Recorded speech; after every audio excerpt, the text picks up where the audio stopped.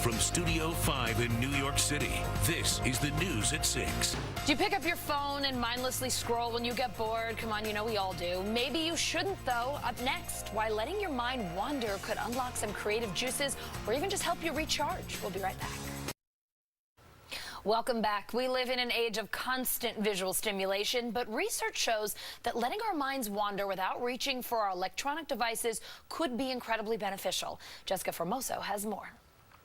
Have you ever thought about boredom as a source of inspiration? I definitely feel like if I'm bored, it's because I'm doing nothing with my life. If I'm bored, yeah, like nothing to do. But research has proven there is value to boredom. Boredom can mean different things to different people.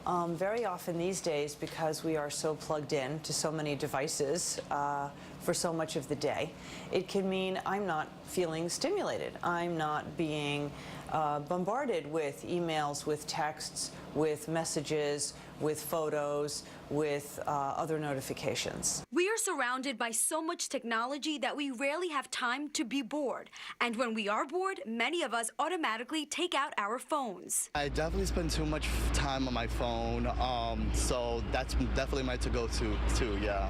So when you're bored, the cell phone comes out? Yes, definitely. So like the first thing I'll grab. That's the first thing you grab is your cell phone? Yeah. Dr. Jephthah Taussig-Edwards, a clinical psychologist, says having nothing to do is actually a good thing. It's okay, and try to think of it as an opportunity. This is an opportunity for you to spend some time with yourself, spend some time doing something completely different, take a break, take some moments, give yourself time to look at something from another perspective, and I think you'll find it very valuable. Studies have found that when you're bored, your brain resets itself. That can really help us center ourselves. It can gain us more mental energy. We can get a different perspective on things.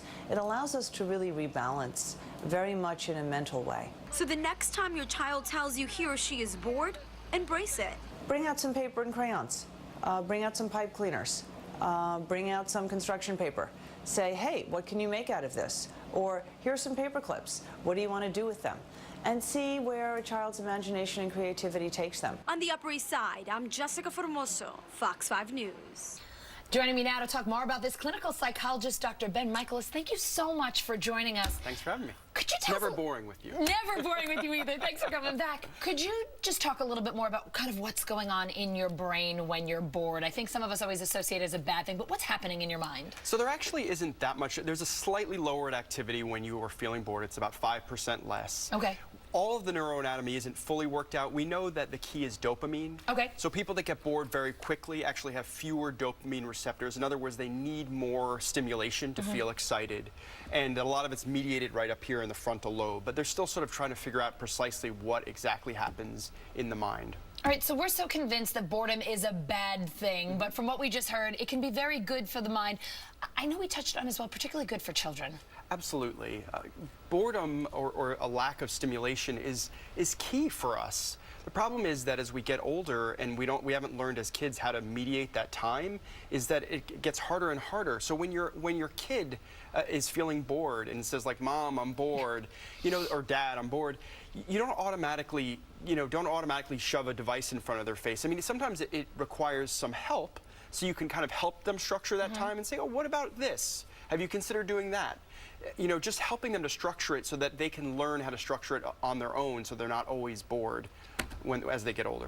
We have this tendency, I think, to pack our days, to have the children running to a million activities, to always be doing things, not really leaving much time for even rest or recharge. Yeah, and that time, it really does allow the brain to relax and refresh, and so much happens when you are sitting there and you're not focused on your devices or other stimulation. You and I talked about this earlier. Yeah. Like, one of the reasons I became a psychologist is I would people watch when I was bored.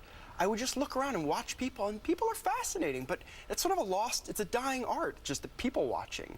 And it stimulates a lot of curiosity and creativity too. When you're looking for something to do, it's those creative solutions that come to you in those times that get you doing things and exploring life in different ways. We were even discussing this before. I was saying, as a child, I was an only child, so I created an imaginary friend named Jason, and I thought, My godchildren, kids that I know, I don't hear them talking about that as much anymore. Are they not allowing their brains to roam in those kinds of ways? Unfortunately not. We're not really giving them the opportunity. There's been such a drive to make sure that our kids are always stimulated or have lots of activities or things like that when they're not in school. This overscheduling that's happening.